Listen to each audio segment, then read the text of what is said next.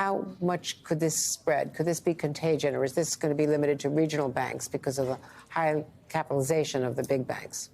So, Andrea, to your point, the reason why I think you might have seen regulators and banking authorities act as swiftly as they did.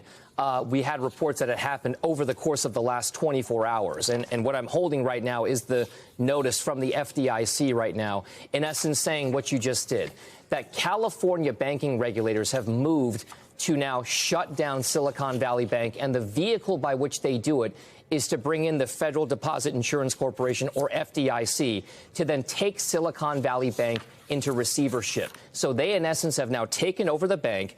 They are now also saying, by the way, that in order to protect insured depositors, the FDIC has created a vehicle, a separate bank associated with the FDIC, run by the FDIC, that will take over all the assets at Silicon Valley Bank.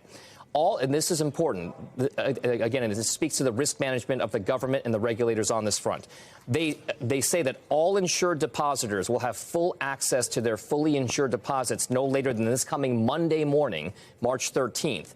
If you had uninsured deposits or deposits in excess of FDIC insurance, they will pay an advanced dividend next week. They will also receive a certificate of receivership for the remaining amount of any unsecured funds as the FDIC sells off the assets of the Silicon Valley Bank. And then when they do, future reparations will be made for those uninsured deposits. So, again, this is the latest developing news here. And by the way, if you were wondering, this is the first FDIC-insured bank to go down or go belly up so far this year. The last time an FDIC-insured institution was to close was the Almena State Bank in Kansas, and that was back in October of 2020. So a very quick move, Andrea, and the reason why, from lessons learned in the past from banking regulators and financial crises, the quicker you move to ring fence or isolate this incident from other banks, the less likely there is of a contagion effect, Andrea. That's probably the reason why you saw the FDIC and California regulators act as quickly as they did with SVB. How do we know that Silicon Valley has enough assets to cover all of the depositors? So right now they do point out that about $175 billion worth of deposits are at the bank right now, and that as of December 31st, 2022, Silicon Valley Bank had approximately $209 billion in total assets. Right now, the reason why the FDIC is such a key figure in this is because they do guarantee some of these deposits up to a certain threshold dollar amount for individuals that have deposits at the bank. The bigger fear right now is that you did hear a lot of folks in Silicon Valley, heavyweights out there, talking about this idea that you might want to take your money out.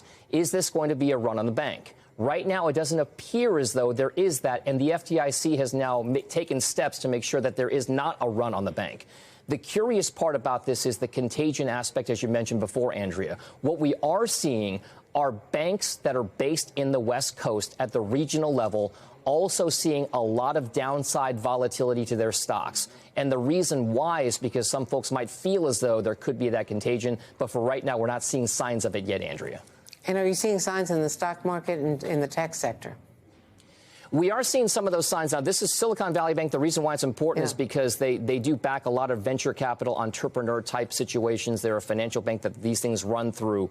But we aren't seeing a lot of those companies that are associated with them seeing some stress just yet. But again, a lot of active steps are being taken right now to make sure that Silicon Valley Bank does not have some of those ripple effects that we might have seen in years past.